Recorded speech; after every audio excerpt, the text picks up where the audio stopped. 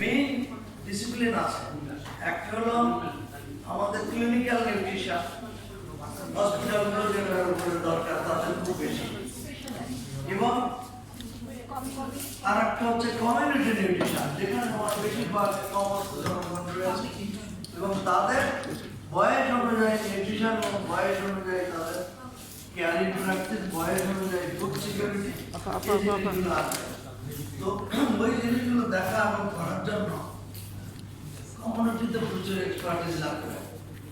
এবং আমাদের দেশে যে স্টার্টিং আছে বলা হচ্ছে অ্যাভারেজ 25% স্টার্টিং অ্যাকাউন্ট, 21%, কিন্তু আমি কিছুদিন ধরে একটা কাজ করছি যে হার্ড টু রিচ পপুলেশন যারা আছে কুইন্টাইল 5, কুইন্টাইল 4, তাদের ভিতরে এখন 60% স্টার্টিং।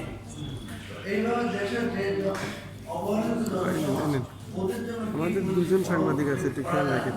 সাস্টেইনেবল হয়তো তাদের নিউট্রিশন সিকিউরিটি দেওয়া যায়, সেটার জন্য আমি আর চেষ্টা করছি।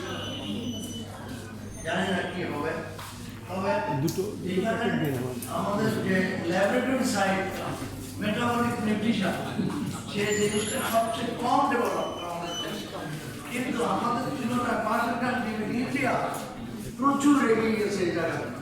থাইল্যান্ড তারা অনেক এগিয়ে গেছে, থাইল্যান্ডে তো ম্যালনিউট্রিশন প্রায় যায়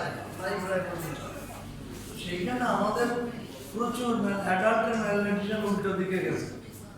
কালকে দেখছিলাম বিডিএইচএসে এই 38.3% ওভারওয়েট উইমেন্স, আচ্ছা আচ্ছা, আর only 9% hello less than 18.5 BMI, মানে চিকন যারা, তার সঙ্গে আগে বেশি ছিল, এখন উল্টে গেছে।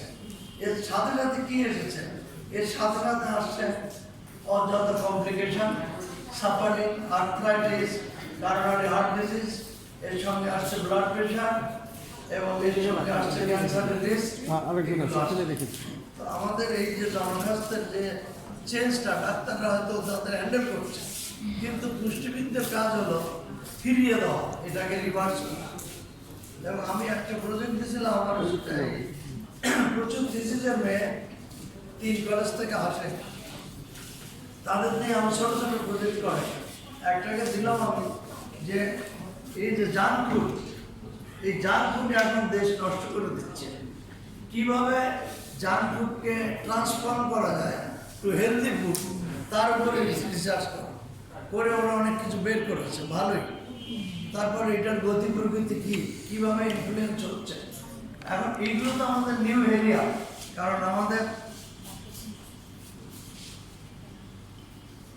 যে চ্যালেঞ্জগুলো এখন ছিল না, আর্থসামাজিক উন্নয়ন হয়েছে, তার সাথে সাথে ব্রেস্ট ফিডিং কমে গেছে, লেখাপড়া মায়েরা অনেক করছে, চাকরি অনেক করছে, ব্রেস্ট ফিডিং কমে গেছে। এখন হাম হলো, হামের সময় আমাদের হামের টিকা দেয়নি গভর্নমেন্ট বলতেছে,